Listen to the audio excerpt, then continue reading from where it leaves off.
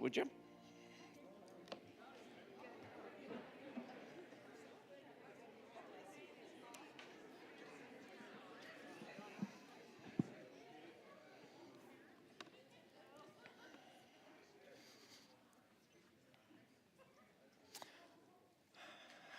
Well, so good to see you guys. Glad you're here. Hey, first thing I want to do is I'm going to ask Pastor Carrie Stewart to come and make an announcement about something that we have coming up that is a really cool opportunity that we have.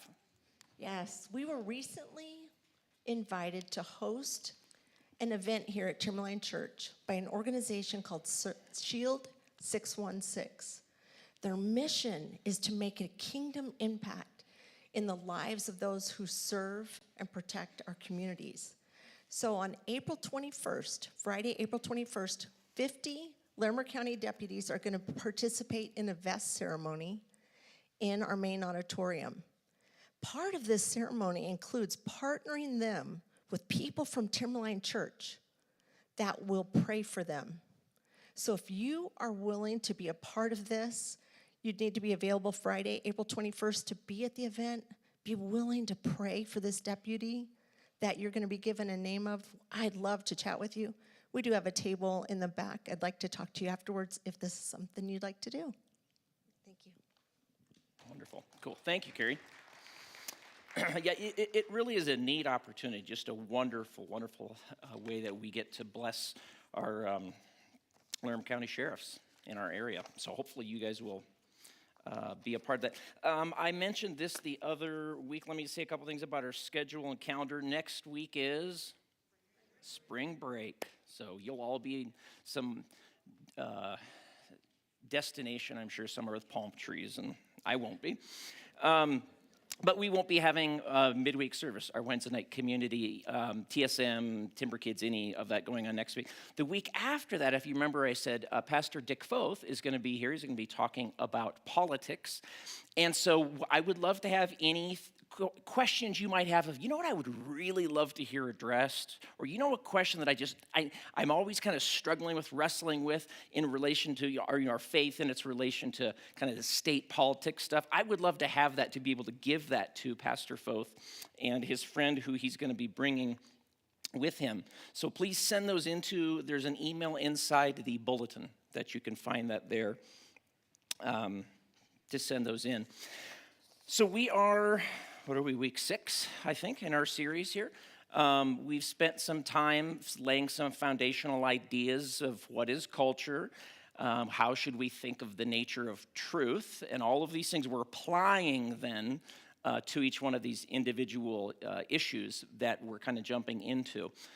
We looked at biblical ethics. We spent 2 weeks considering what does the Bible have to say about gender? How should we think about gender, and then even more specifically, the particular challenge that we oftentimes are encountering now with this transgender phenomenon in our culture, and how do we, again, navigate that, love people, think about ideas, all that sort of thing. Tonight we're going to get into, and we're just going to do 1 week on this, the idea of what does the Bible have to say about race? Yes, I brought the lights up in case you're wondering, and that was me. No, I'm just kidding. What does the Bible have to say about race? How should we think about it? And I also, secondly, want to look at one particular cultural danger that is a bit of a unique challenge to our culture right now that's oftentimes easily misunderstood. I want us to just sketch it a little bit. And then ultimately look at what Jesus did to ultimately defeat slavery. The question is oftentimes asked, why didn't Jesus ever address slavery? I think he did in a very significant way, but it's one that's oftentimes under the surface a bit. It's a bit hidden, and we don't see the genius of what he did that planted the seeds that actually were the destruction of slavery.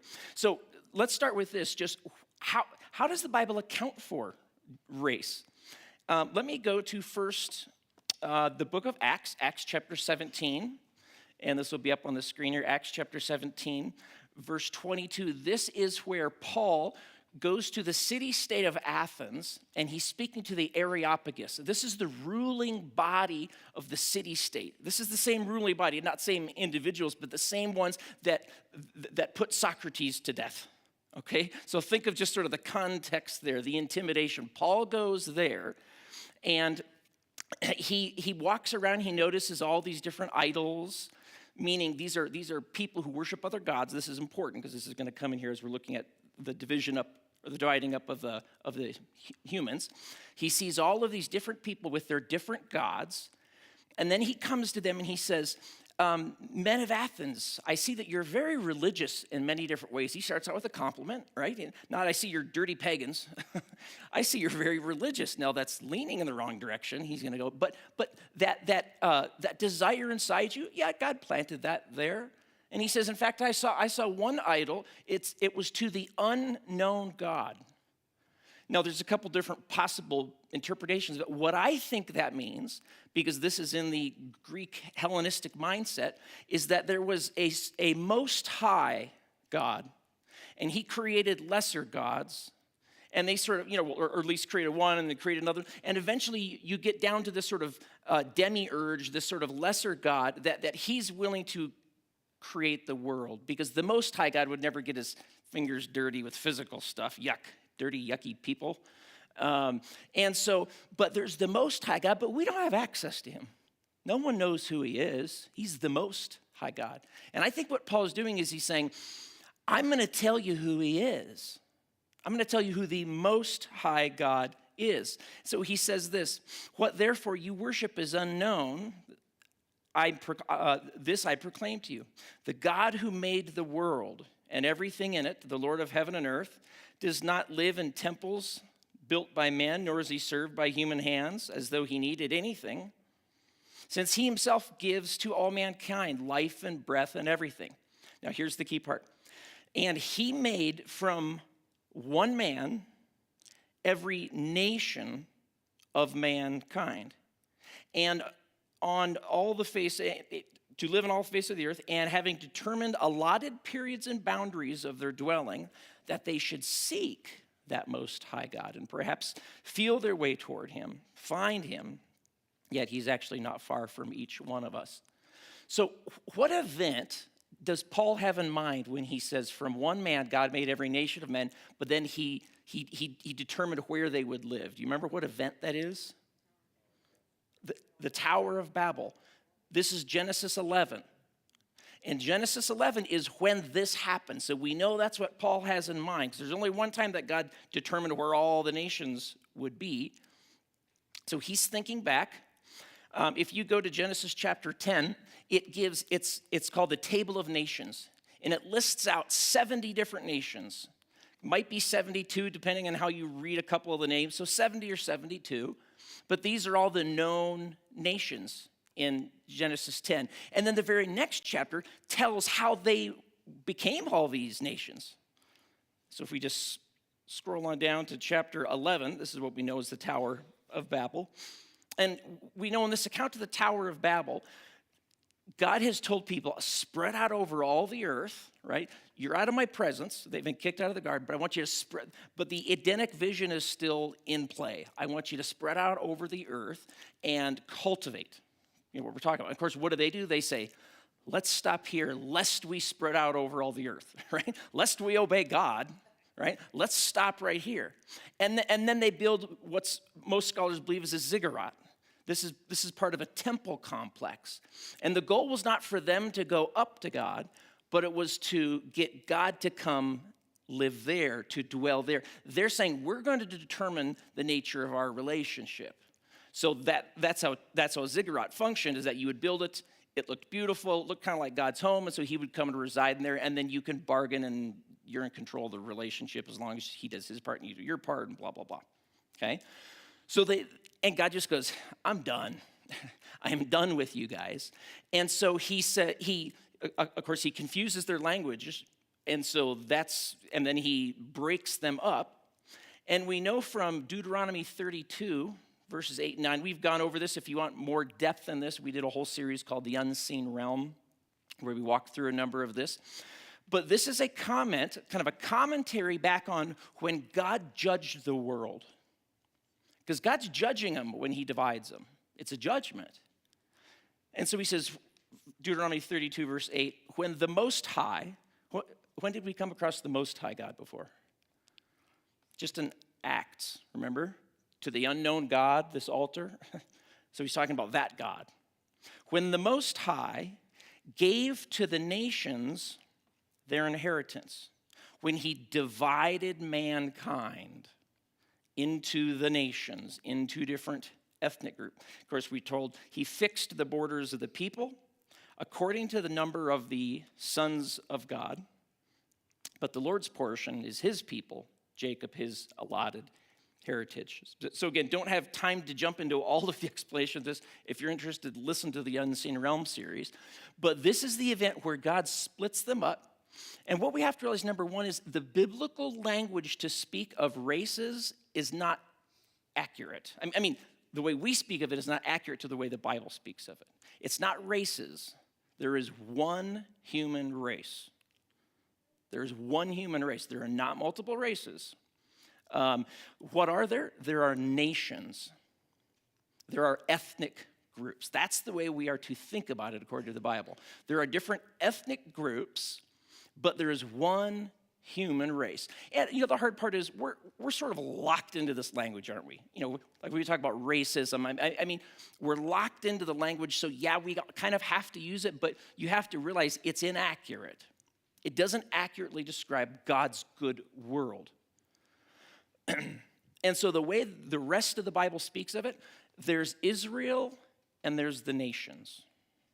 Israel and the Gentiles. Jew and Gentile, right? That's how the Bible thinks of the human race. It is split into the nations, and God has divorced them from himself. He has given them over. And then there's his people of Israel. And of course, that's what we read about immediately after him divorcing the nations, is that he goes and he plucks out one person from the nations, and he's not taking one of their best ones. It's not like, like when you pick teams, like I'll take the best, player. He picks one who's too old to reproduce, and God goes, that's perfect. And so he takes Abram, he takes Sarai, and from them, we're told this. He says, this is Genesis 12. Now go from your country and your kindred and your father's house to the land that I will show you, and I will make of you a great nation. I will bless you and make your name great, so that you will be a blessing. I will bless those who bless you, and him who dishonors you I will curse. Now here's the key part. Because my question is, so is he done with the nations? And we read this, and in you all of the families of the earth will also get the blessing. They will receive the blessing. So what we learn from here is even though God has divorced himself from the nations, allotted them to other sons of God, we know those sons of God rebel at some point, and they're the powers of the air, the authorities, and they're evil and corrupt and manipulating people. He's not done with the nations. He still wants to bring his blessing. And in the context of Genesis, God's blessing is associated with his presence. To be blessed was to be in God's presence. Those kind of go hand in hand. They're two sides of a coin. God's blessing is his presence. His presence is his blessing. So when he says, I'm going to bring my blessing back to the nations, his presence is coming along with that somehow. And of course, the question is, well, how might that be? But here's what we find out is that there's a human tendency for groups to exploit other groups.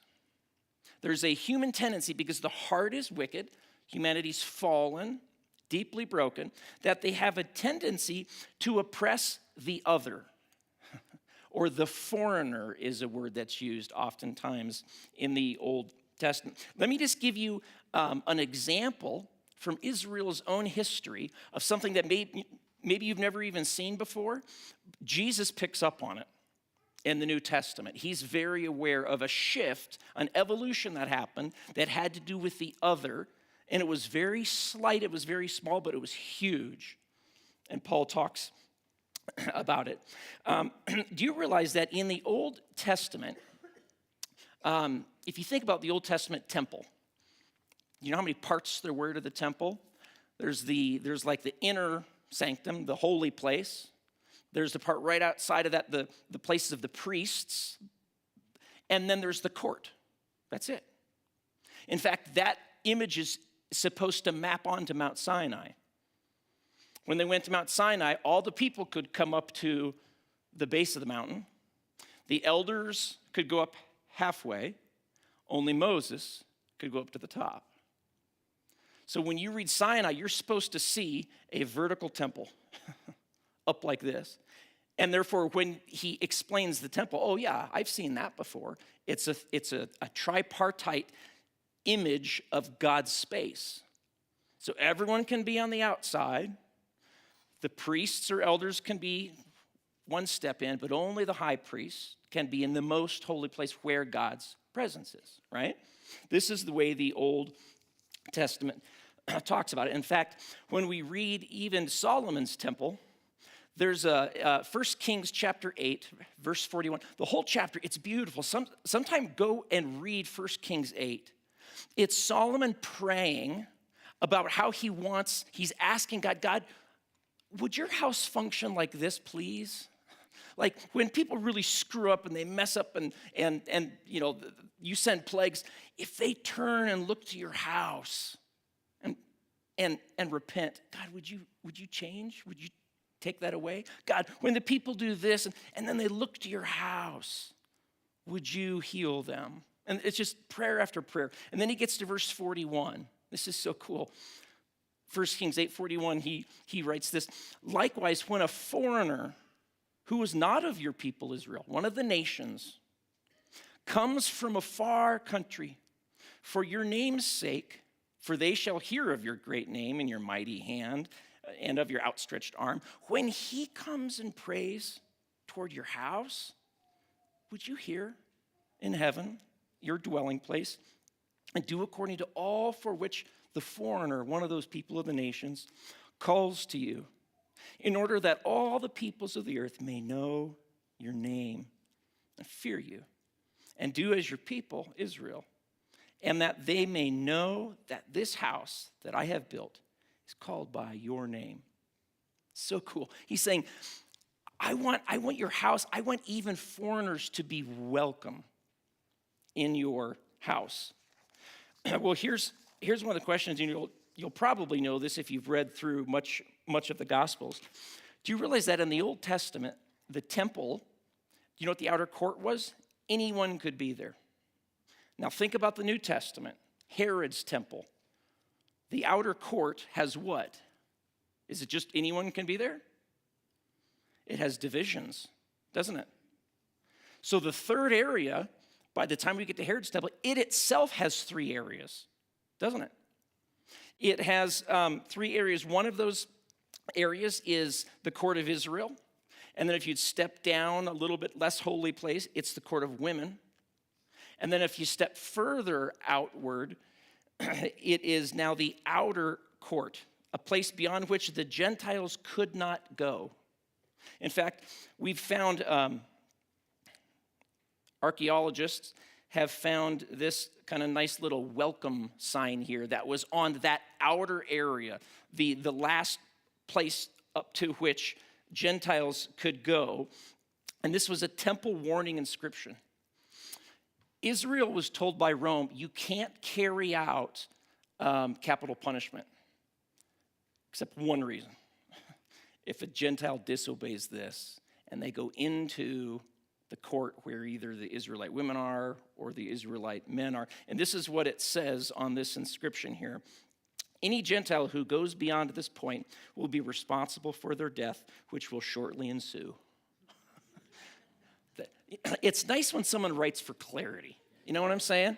Like, no one's going to be confused by this statement, right? This is very, very clear. This is on this outer area.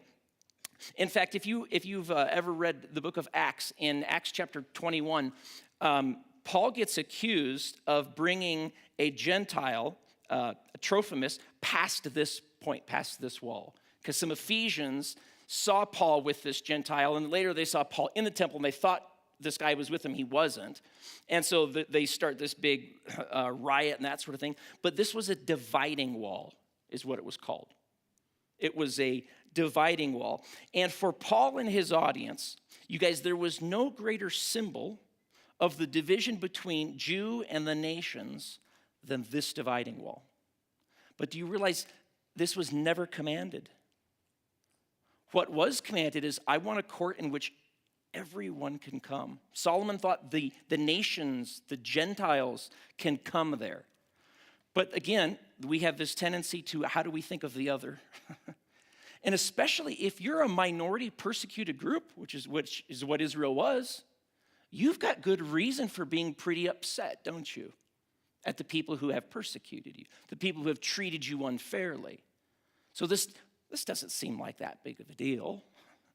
Why was it that Jesus was so mad when he went into the temple and they're selling things in the court of the Gentiles?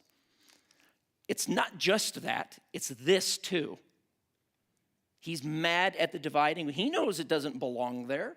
He knows this is not God instructed, not God given. So both women and the nations are kind of pushed further out, which is interesting. It's sad, but this is what Paul, when let me go to. Listen to Paul's words to the Ephesian church. Now, it's the Ephesians who saw him in Acts 21 and who got ticked and made a riot. But he's writing to believers, Christian believers in Ephesus. When he writes this, I'll start in verse 11. Go up a little bit here.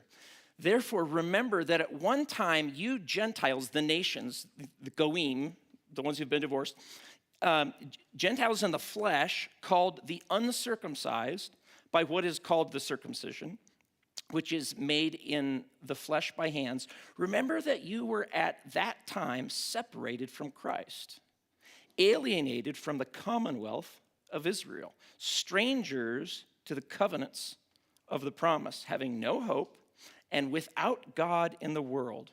And then verse 13, but now, in Christ Jesus, you who were once far off have been brought near by the blood of Christ.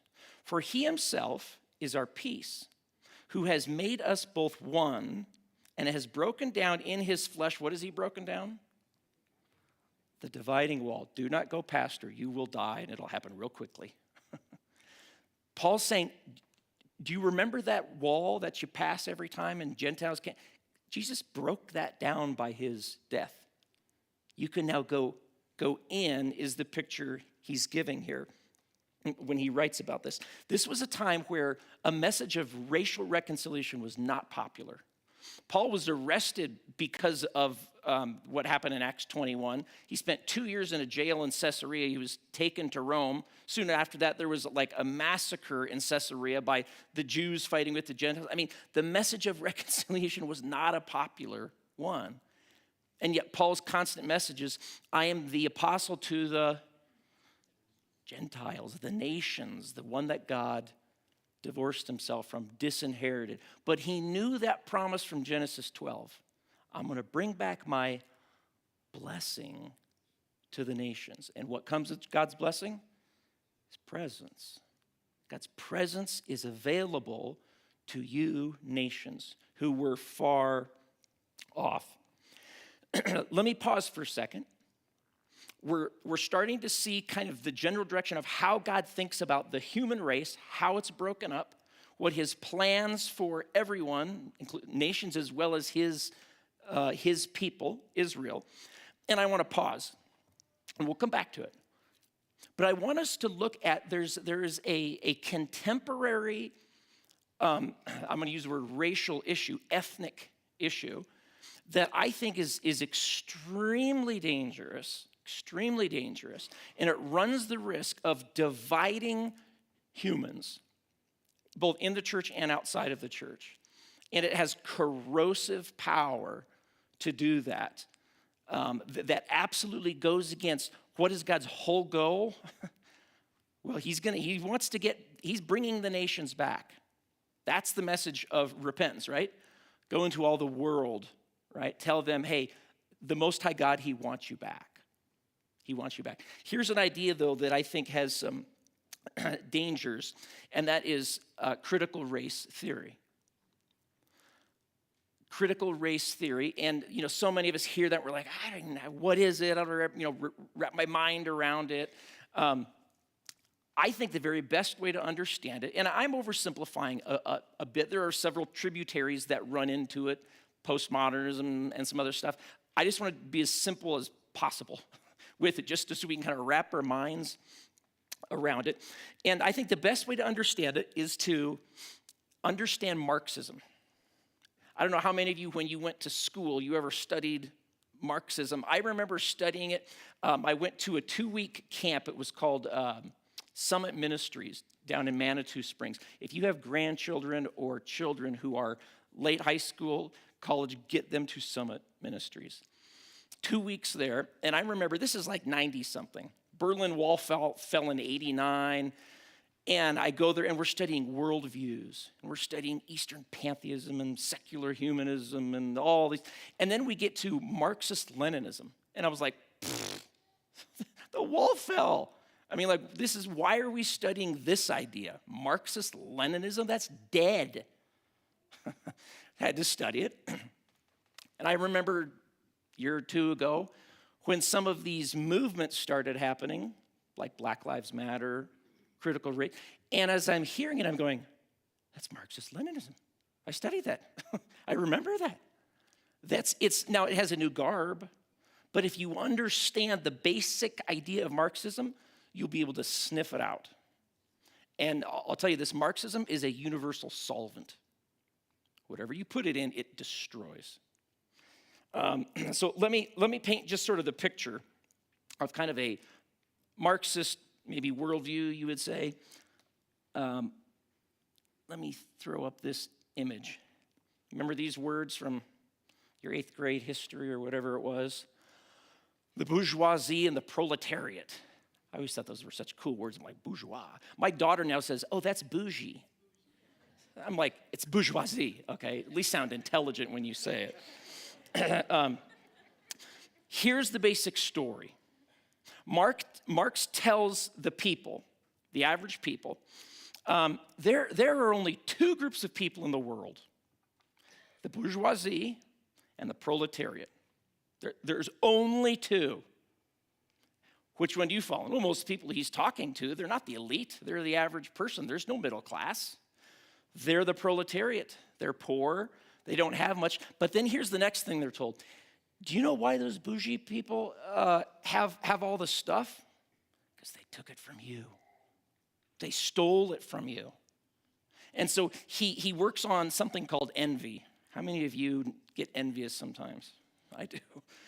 He nurses their envy, and he tells them the reason they have a lot is because they took it from you. What's kind of the natural thing from there? Well, I want it back, right? That is the natural response.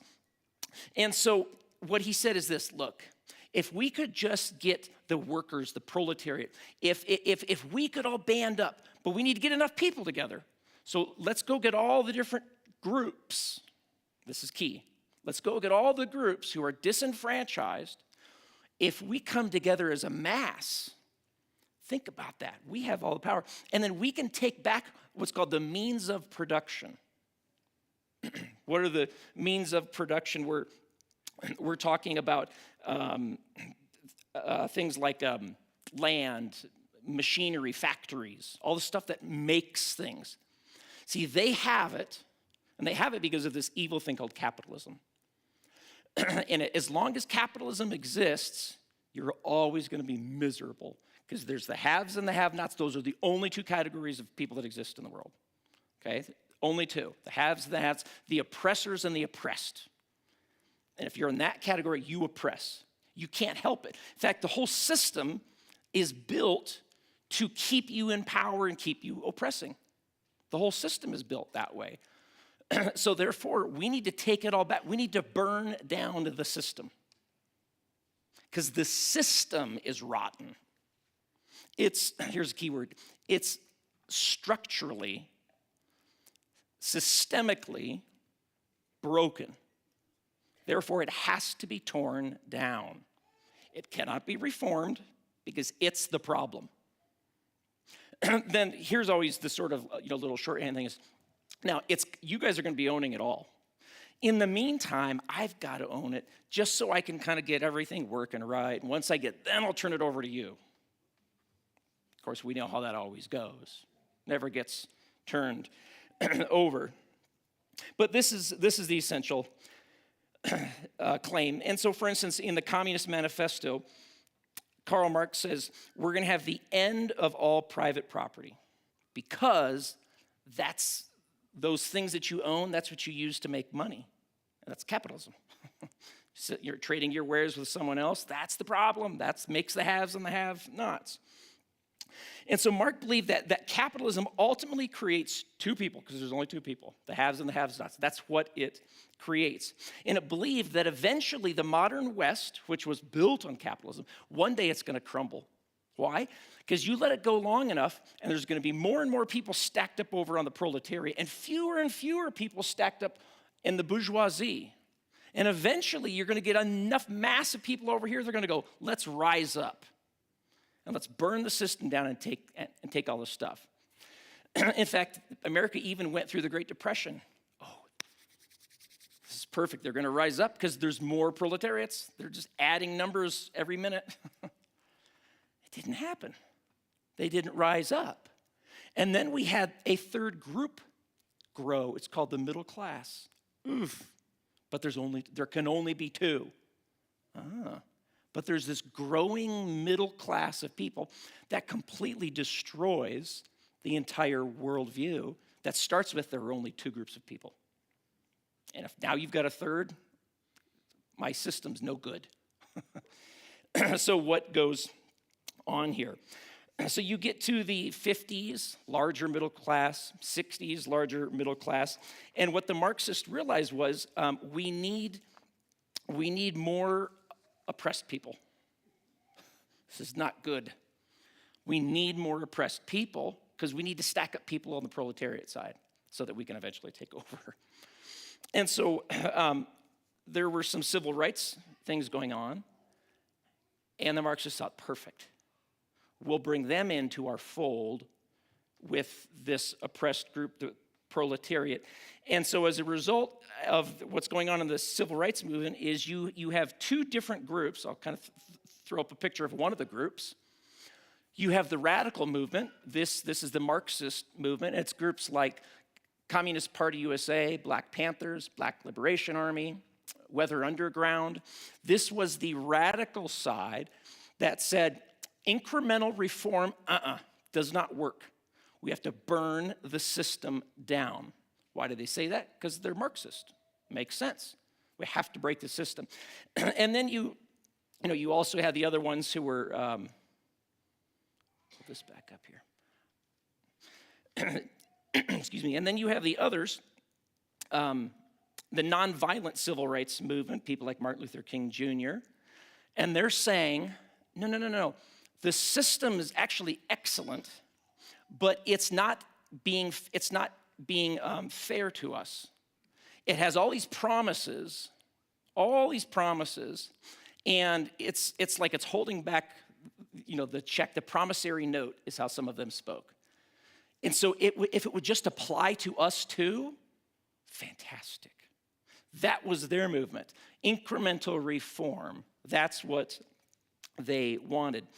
Well, one of those two wins out. The nonviolent movement of reform, that one wins out. But there's a lot of people, especially in the black movement, who are sucked into the communists. One person, I don't know if you know the name Thomas Sowell. Thomas Sowell is brilliant. If I could have one person be president tomorrow, it would be Thomas Sowell. I love the man. He's absolutely brilliant.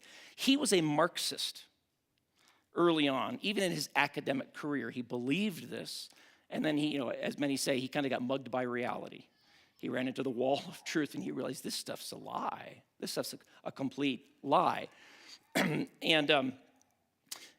But what happened is these Marxists, again, they needed more oppressed groups. And so something that we think of as like identity politics, we've kind of heard that phrase before. This idea that I need to craft special interest groups. See, everyone with red hair, get over here. Everyone, like this, get over here. And then if I can get these interest groups gathered together, remember, I need a mass of people for revolution. And so looking to find more of those. This is why I don't know if you've ever read, I remember when Black Lives Matter, the organization, first came out, they had a statement of belief page. And central in there was the affirmation of LGBT community. And a lot of people thought, like, what does this have to do with that? Well, it's Marxism. You need to cobble together oppressed groups. You have to do that. So that's why they would lean in that way.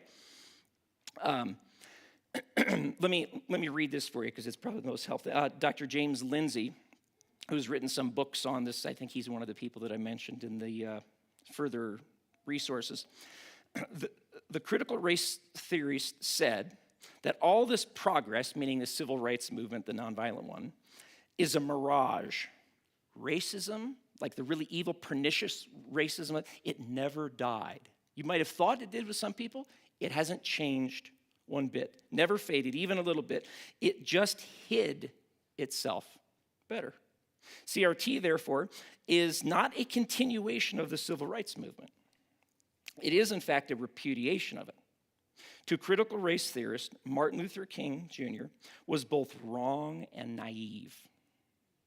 White Americans can never judge black Americans by the content of their character. They can only judge them, always unfavorably, consciously or unconsciously, by the color of their skin.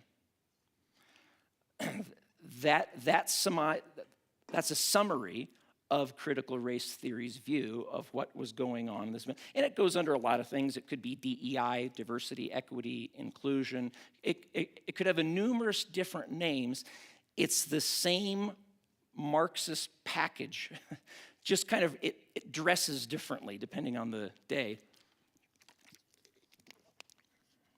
But it's the same Marxist playbook. Think about it this way. Here's what some are told through critical race theory. There are only two groups of people. There's the oppressed and the oppressors. And don't ask, is there racism going on? That's the wrong question. The question is, where is the racism going on? So what's happening now is, this is the new bourgeoisie proletariat, according to CRT. Instead of class, because remember, this was a class struggle, upper class, lower class. Instead of class, you just sub out race. This is why you'll hear CRT people talk about whiteness is property. Do you get the connection? It's the means of production.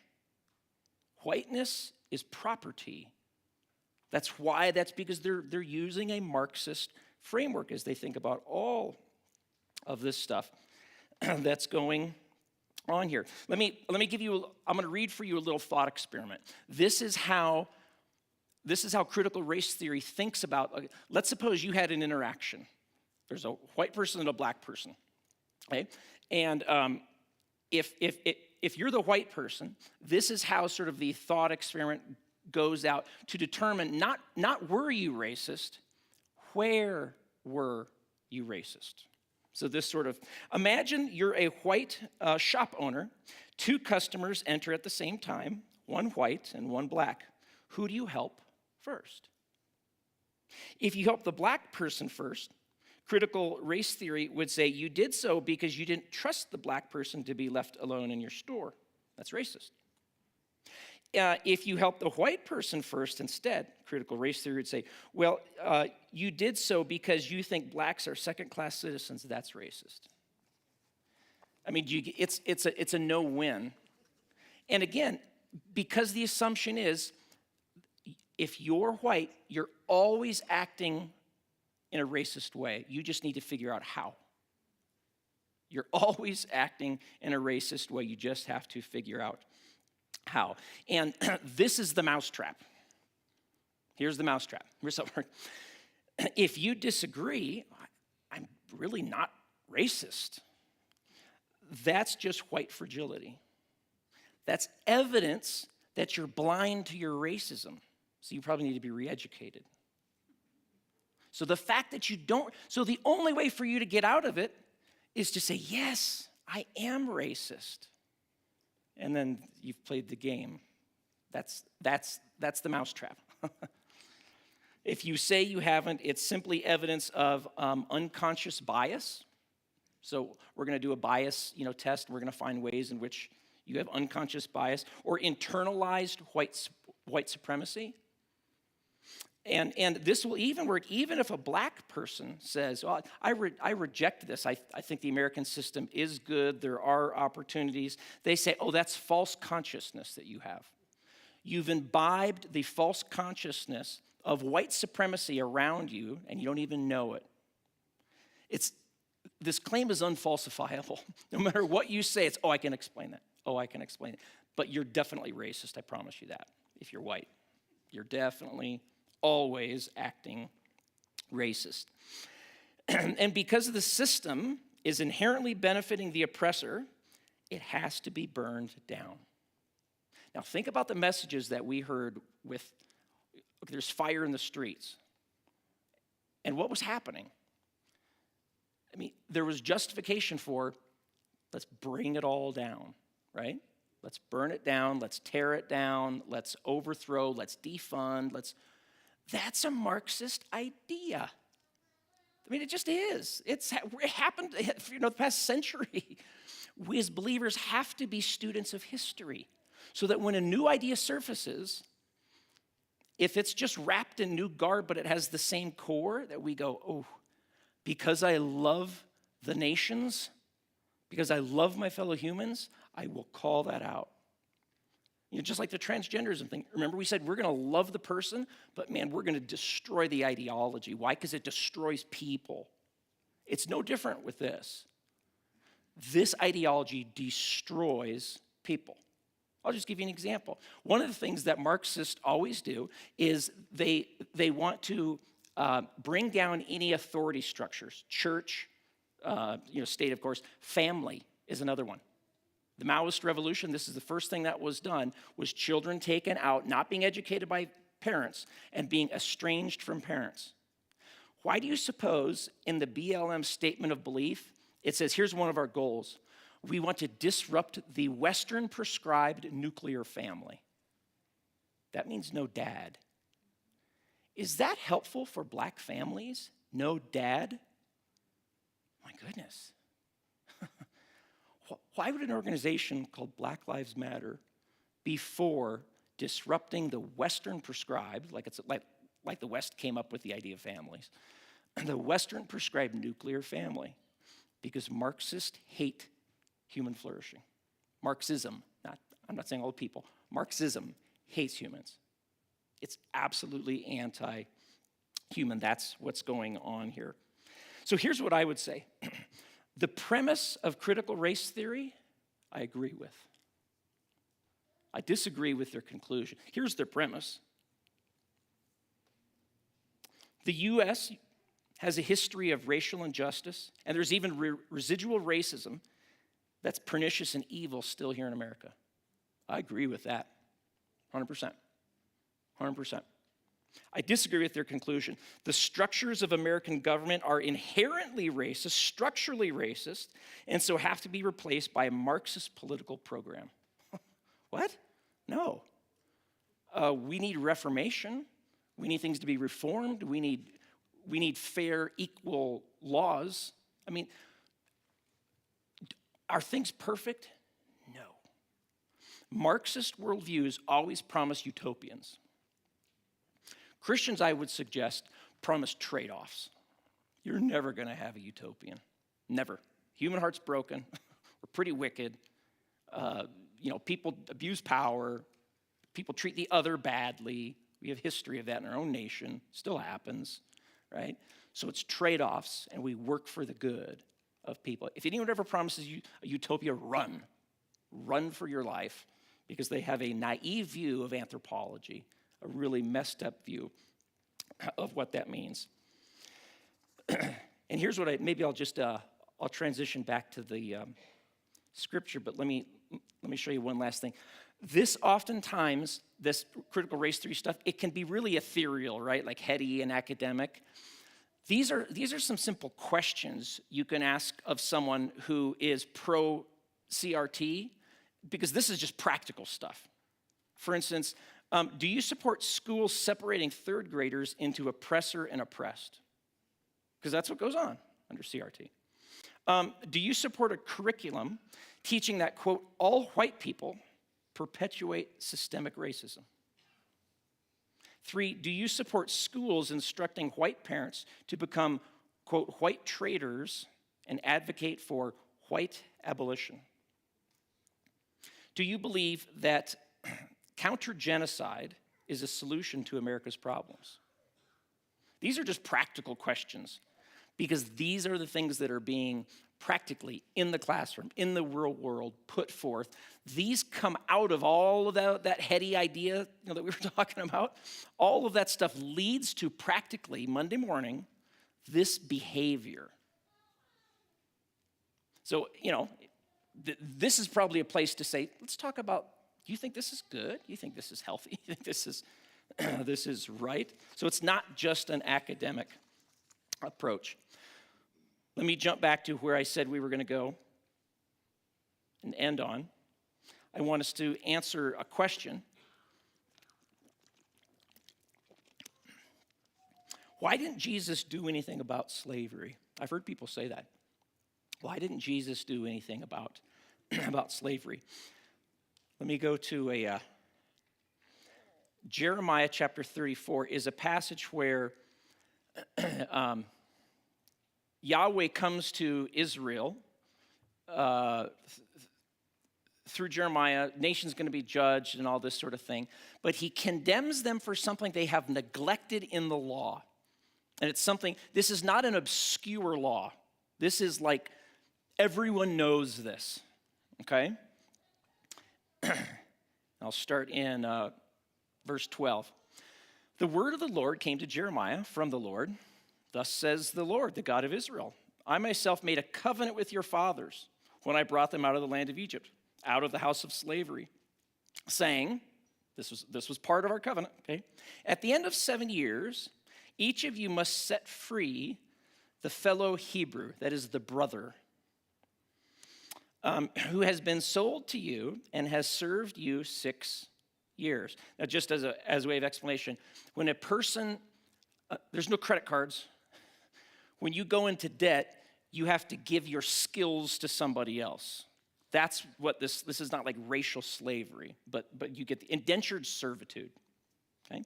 But you can only use your skills for 6 years no matter how much they owe you. After 6 years, after they've served 6 years, you must set him free from your service. But your fathers did not listen to me or incline their ears to me. You recently repented and did what was right in my eyes by proclaiming liberty each to his neighbor, that is his fellow Hebrew, his brother, okay? Covenant, did that work?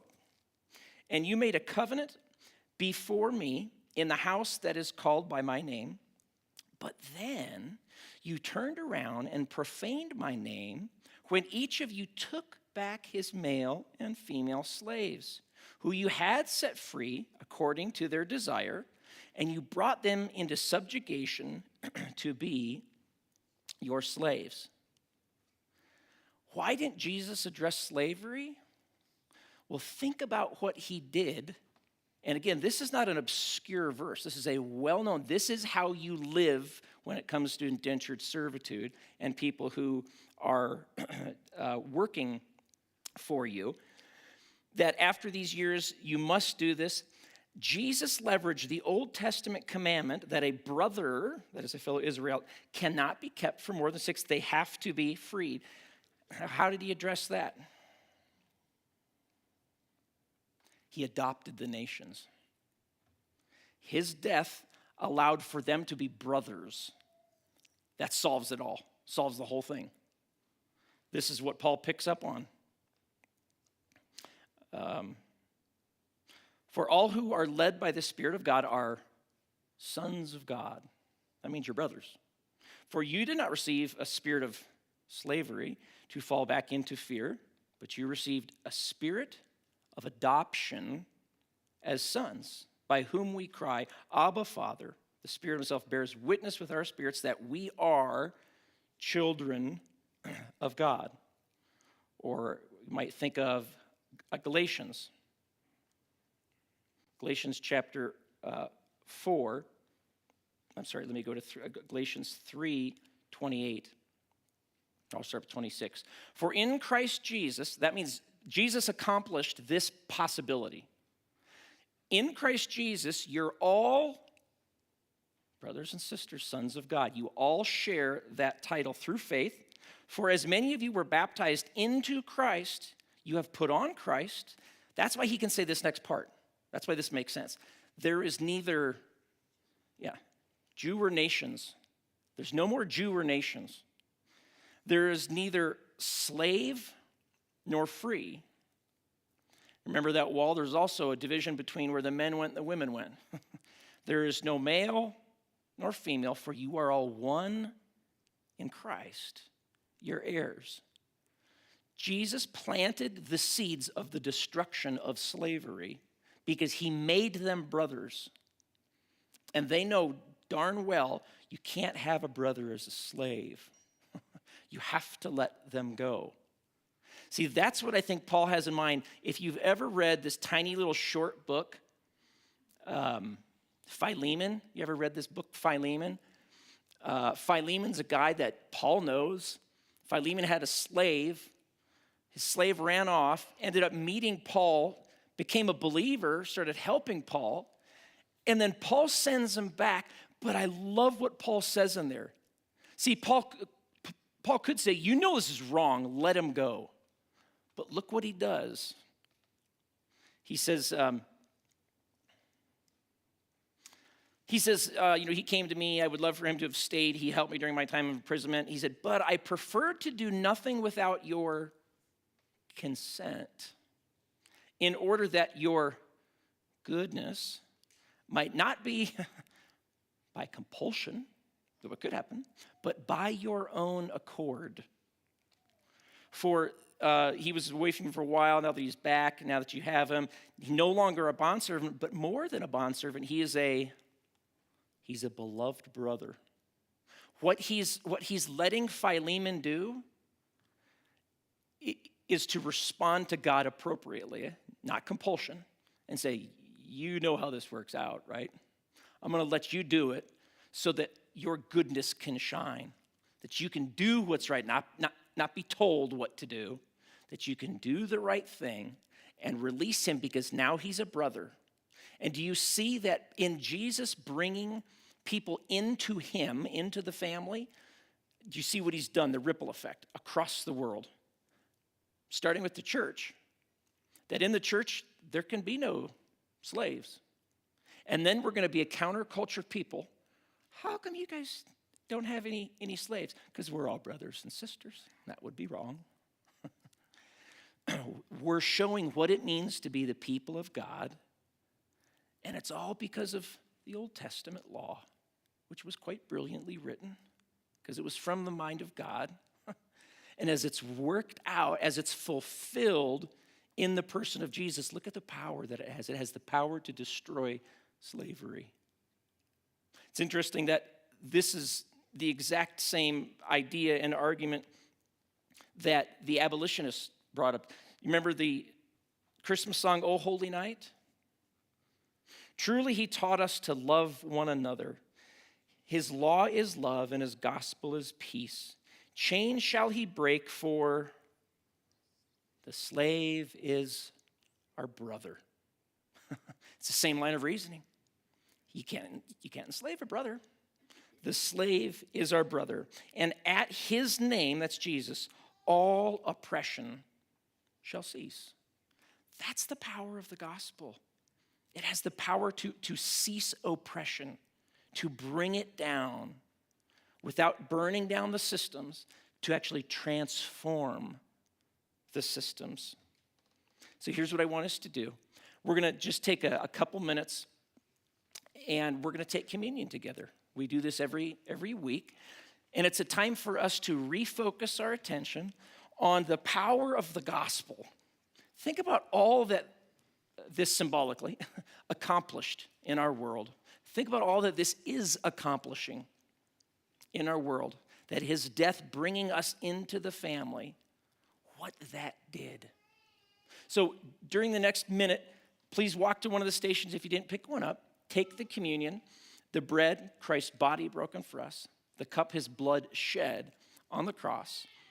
Take the elements in your time, and then let's stand and worship and sing this out.